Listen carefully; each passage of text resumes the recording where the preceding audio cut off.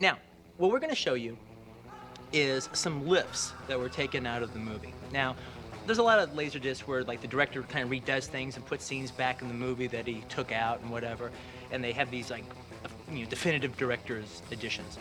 Now, I didn't do that on this because I made the movie I wanted to make the first time. But I still had scenes that I took out, all right, that I liked and that I generally like and everything, but, with film you can have too much of a good thing. So we took them out, and now I'm not putting them back in the movie because the movie's the way it's supposed to be, but here in this section, just if you're fans of the movie, you can look at them and just see them for yourself.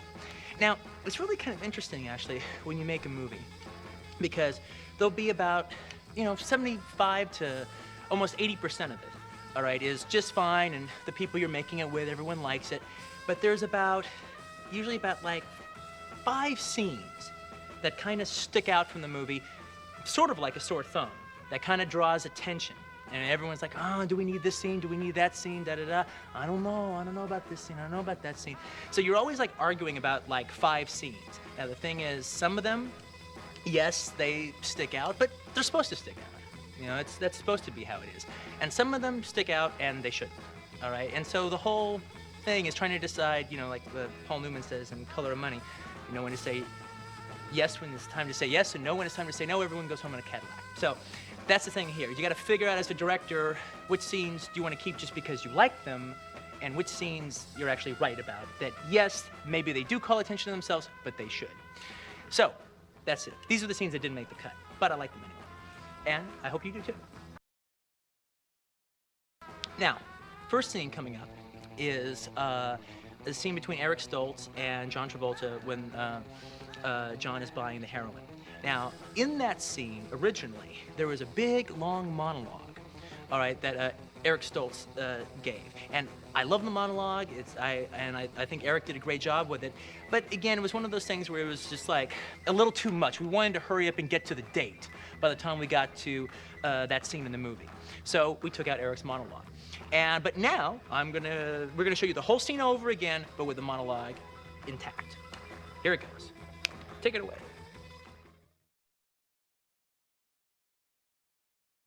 Still got your Malibu? Oh, man. You know what some fucker did the other day? What? Fucking keyed it. Oh, man. That's fucked up. Tell me about it. I had it in storage for 3 years. It was out 5 days, and some dickless piece of shit fucked with it. They should be fucking killed, man. No trial, no jury, straight to execution. Boy, I wish I could have caught him doing it. I'd have given anything to catch that asshole doing it. It'd have been worth him doing it, just so I could have caught him doing it. Yeah. It's like last week, I had to go down to Panorama City. Now, when I go to Panorama City, I might as well be going to fucking Nebraska. I mean, I'm about as familiar with both of them. I never go down there. Anyway, last week, I gotta go down there. So, I go down there. And guess what? I got lost. Now, you remember about 100 years ago when you used to get lost, you'd pull into a gas station and ask the guy for directions? Well, stupid me. Ooh, I'm suffering from the delusion that you can still do that. So I pull in this gas station, and I ask the guy directions, and he gives them to me. But there's something kind of funny about him, I mean, I don't think too much about it. Maybe the guy's just funny. I don't know. But I notice it. So I drive off. I got so fucking lost. The only thing that I can figure is this dickbait at the gas station gave me the wrong directions on purpose. What a fucker. A fellow American comes to you asking for help, and you purposely fuck him up. I mean, what kind of world do we live in when people give people wrong directions on purpose? What's more chicken shit than fucking with a man's automobile? I mean, don't fuck with another man's vehicle. You don't do it. It's just against the rules. Thank you. Thank you. It's a scene where Uma Thurman as Mia Wallace interviews John Travolta as Vincent Vega. It's when John has just come to her house and to pick her up and take her on the date to Jackrabbit Slim's, and she comes down, and before you actually get a chance to really look at her, she comes down with a high-8 camera, she's pointing it at John, and she just kind of interviews him. You get the impression, possibly, that maybe she does this all the time whenever Marcella sends a goon to take her out to dinner and stuff. She always kind of comes down there and kind of blows the guy's mind. But with John, it doesn't quite work because he's actually kind of into it a little bit. Now, thing is, this scene actually has a very checkered past because I'd actually written this scene about like 5 years ago or so. It was because I'd been like working on the basic idea for the Vincent Vega and Marcellus Wallace's wife for a very long time without ever having finished it. So this scene had existed for a while. So we shot it in the movie and everything, and the reason we took it out was basically because by the time that we actually got around to making it was becoming this cliche that all these movies made in the 90s were having all these young characters pointing high-8 cameras at each other and doing these big confessional interviews straight to the cameras, becoming this big, yeah, every 4 out of every 5 movies had a scene like that. So it was quickly becoming a cliche. So I took it out for that. And the other reason I took it out was because I personally don't think this scene is that great. You know, I mean, to me, it sounds more like someone trying to write like me than me, with all the little references in there. I still like the idea of you're either an Elvis man or a Beatles man. You know, you can like Elvis, but you can like the Beatles, but no one likes them both equally. Somebody, at some point, you have to decide which one you like more, and that tells you who you are. I've always believed in that. All right, so that's the one aspect of the scene that I still like. But anyway, here's the scene, and special note to Miss Thurman is the fact that she actually handled the high 8 during the video scene. So that she's a camera person. Also, one other thing very interesting is we did a test, you know, to transfer the high 8 to film, see what it looked like. And we did many different tests. We had it widescreen to 235. We blew up the high 8 to the CinemaScope. And then we had 185, and then we had it just the normal video borders with just black background, I mean black on both sides, to see how the high 8 looked. And I gotta tell you, it looked pretty good. It looked like bad 16 millimeters. So basically what I'm saying is if you have never made a film before and you want to make a film, shoot it on high 8 and transfer it to film. All right, because that's what I would do if I had never made a film before. Here's the scene. Bye. Smile, you're on Mia's camera. Ready to go? No, not yet. Do you ever see Barbara Walters interview the movie stars? Once or twice. Well, that's what this is. Pretend I'm Barbara Walters, and I'm gonna ask you a bunch of questions. About what? Oh, life, the world, yourself, whatever I might find interesting. I don't like answering questions. Oh, but that's not your problem. That's my problem. I'm the interviewer. I have to make you feel comfortable so you'll open up and reveal things you normally wouldn't. Okay, I'll ask you an easy one first. What's your name? Vincent Vega. Any relation to Suzanne Vega?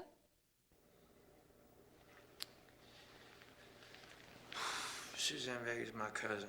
Suzanne Vega, the folk singer, is your cousin? Suzanne Vega's my cousin. If she's become a folk singer, I sure as hell don't know nothing about it. Well, now I'm gonna ask you a bunch of questions I've come up with that more or less tell me what kind of person I'm having dinner with. My theory is that when it comes to important subjects, there's only 2 ways a person can answer. Which way they choose tells you who that person is. For instance, there's only 2 kinds of people in the world. Beatles people and Elvis people. Now, Beatles people can like Elvis, and Elvis people can like Beatles, but nobody likes them both equally. Somewhere, you have to make a choice, and that choice tells you who you are. Well, now, I'm obviously not going to ask you that one, because you're definitely an Elvis man, but you're hip to where I'm coming from. Can you dig it? I can dig it. I knew that you could. Okay, first question. Brady Bunch or the Partridge Family? Partridge Family. On Rich Man, Poor Man, who did you like more, Peter Strauss or Nick Nolte? Nick Nolte, of course. What's your favorite way to say thanks in a foreign language? Merci beaucoup. In conversation, do you listen or wait to talk? I have to admit that I wait to talk, but I'm trying harder to listen. If you were Archie, who would you fuck first, Betty or Veronica? Betty. Cut. Print. Let's go eat. The next scene that we have is the Esmeralda cab scene. Now, we kept this scene in the movie, but initially, me and Sally edited a scene together that we were so happy with. As far as me and Sally were concerned, it was the best edited scene of the whole movie. Except it just took way too long, right at a time, right in the middle of the movie when you don't want to take a long time. You want to hurry up and get Bruce on his way, get him to the apartment with his girlfriend, Fabian. So we ended up making a condensed version of that scene for the actual film. And again, like I said before, in the actual film, that version plays better. But as just a scene unto itself, me and Sally still like this first version that we cut together. So that's what we're gonna have on here now. So now we have a bell and another bell. And stop ringing that goddamn bell. All right, get that cut out of here. Now here's the Esmeralda cab scene, the long version.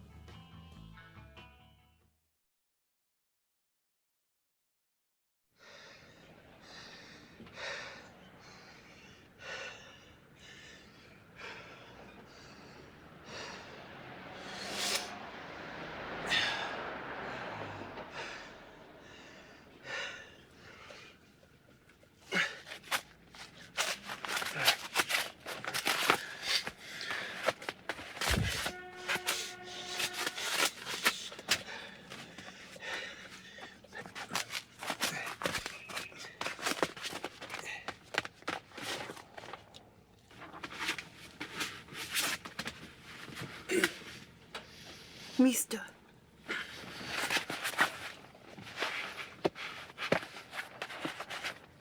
Hey, mister. What? You were in that fight. The fight on the radio. You're the fighter? Who gave you that idea? No, come on. You're him. I know you're him.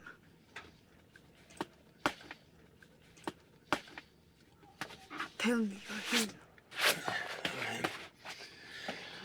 You killed the other boxing man.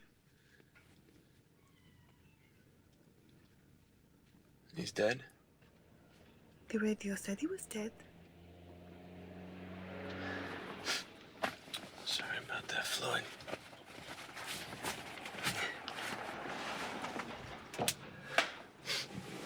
What does it feel like?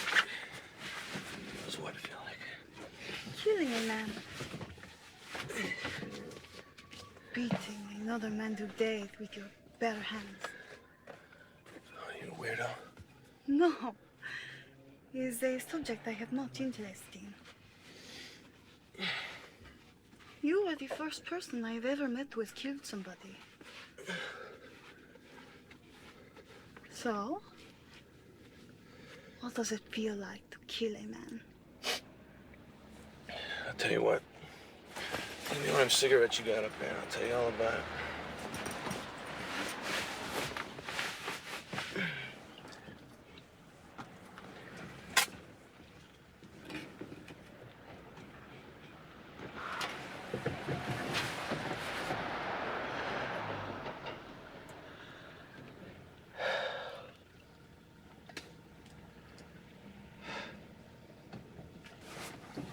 So, Esmeralda Villalobos. Is that Mexican? My name is Spanish, but I am Colombian. Pretty name. It means Esmeralda of the Wolves. Your name means Esmeralda of the Wolves? It's some halo you got there, honey. Thank you. And what is your name? Butch. Butch. What does it mean? I'm an American, honey. Our names don't mean shit. So, moving right along, Esmeralda, what is it you want to know? I want to know what it feels like to kill a man. I couldn't tell you.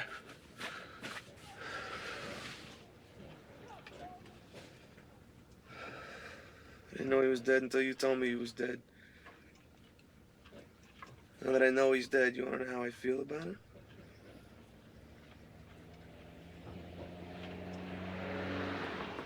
I don't feel the least bit bad about it.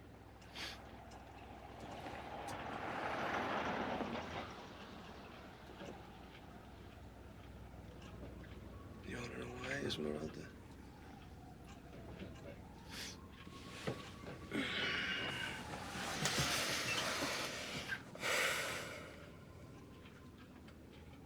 Guess I'm a boxer. Once you said that, that's pretty much all there is to say about me. That son of a bitch out there tonight, that Floyd, maybe one time he was a boxer. He was dead before he ever stepped foot in the ring. All I did was put the bastard out of his misery. If he never was a boxer, that's what he gets for fucking up my sport.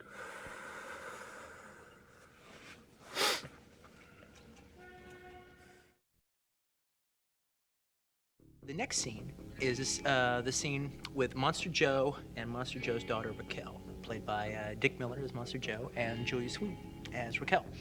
I ended up taking out this scene basically because it's just for actually the same reason I ended up taking out most of these scenes, except for the John and Uma scene. It was just too much at that moment when we kind of just want to be moving along.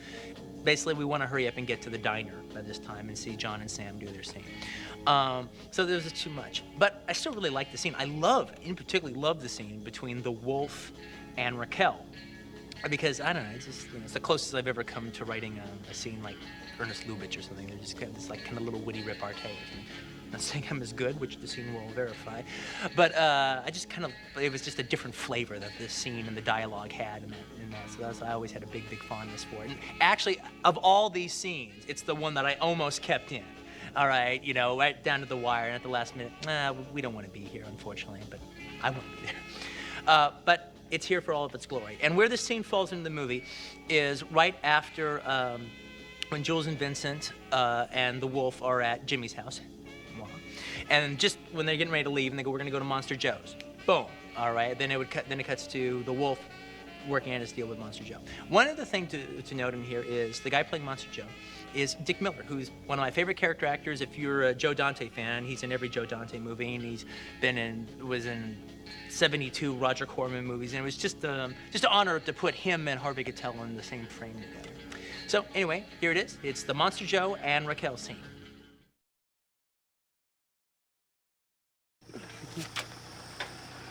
I said it before, I'll say it again.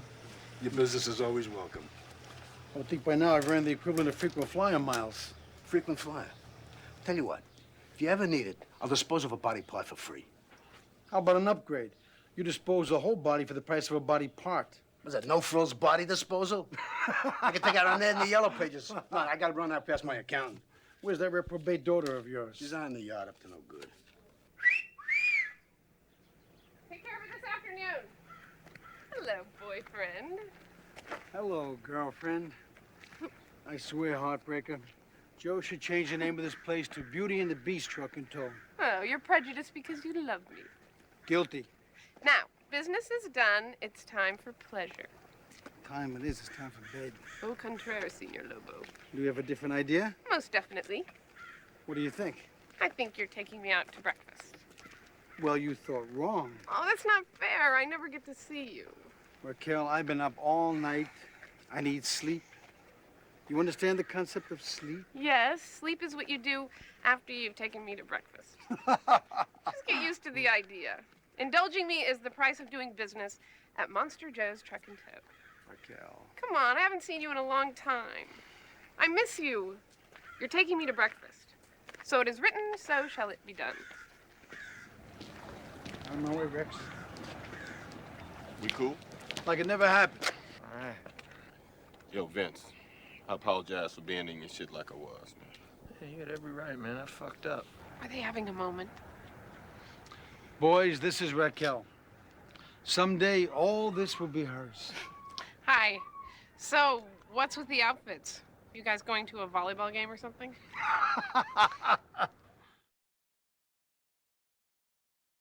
Thanks.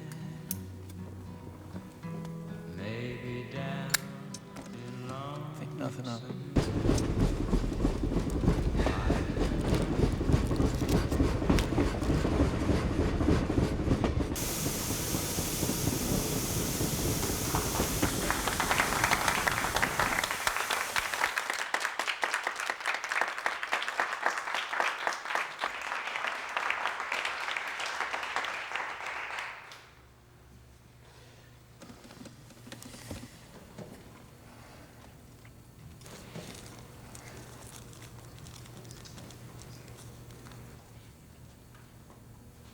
So, Marsala said you just got back from Amsterdam. Sure did. How long were you there? Just over 3 years. I love Amsterdam. You been there? I go there about once a year to chill out for a month. No kidding. I didn't know that. Why would you? Hey, do you know a hash bar about 3 blocks from the Anne Frank house, the Cobra? You been at the Cobra? I mean, that's a real small place. How'd you know about the Cobra? I've known about the Cobra since Derek opened it. You know Derek? I've known Derek going on 6 years now. You're kidding. Derek and me like buddies. So are Derek and I. This is blowing my fucking mind. I mean, I practically lived at the Cobra. When I'm in Amsterdam, I literally live at the Cobra. I stay in the house with Derek and Petra. You stay at the Cobra? My picture's on the wall. Which picture? You know the photos Derek has behind the bar? Well, there's one of Derek between 2 girls wearing baseball jerseys. Petra's the one with the baseball cap, and the girl in the cowboy hat's me. That's you in a cowboy hat? So you're the one in a cowboy hat. Jesus Christ. I mean, these things like this make me realize how small the world is. I could have took you out. How come Marcellus didn't hook us up? Oh, when I go to Amsterdam, I go alone to be alone.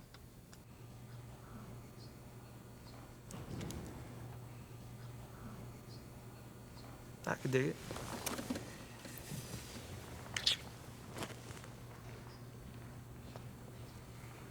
I heard you did a pilot. That was my 15 minutes. What was it? It was a show about a team of female secret agents called Fox Force 5. What? Fox Force 5. Fox as in we're a bunch of foxy chicks. Force as in we're a force to be reckoned with. And 5 as in there's 1, 2, 3, 4, 5 of us. There was a blonde one, Somerset O'Neill. Do you know her? She was a leader. There was a Japanese one, a black one, a French one, and a brunette one, me. And we all had these special skills. Somerset had a photographic memory. The Japanese fox was a kung fu master. The black girl was a demolition expert. French fox's specialty was sex. What was your specialty? Knives. The character I played, Raven McCoy, her background was she grew up raised by circus performers. So, she grew up doing a knife act. According to the show, she was the deadliest woman in the world with a knife. But because she grew up in the circus, she was also something of an acrobat. So she could do illusions, she was a trapeze artist. When you're keeping the world safe from evil, you never know when being a trapeze artist is gonna come in handy. And she knew a zillion old jokes. Her grandfather, an old vaudevillian, taught her. And if we would have got picked up, they would have worked in a gimmick where every show, I would have told another joke. You know any animal jokes? Well, I only got the chance to say one, because we only did one show. Tell me. It's corny. Don't be that way. Tell me. No, you wouldn't like it, and I'd be embarrassed. You told like 50 million people, and you can't tell me? I promise I won't laugh. That's what I'm afraid of, Vince. That's not what I meant. You know it. Well, now I'm definitely not going to tell you, because it's been built up too much. What a jip.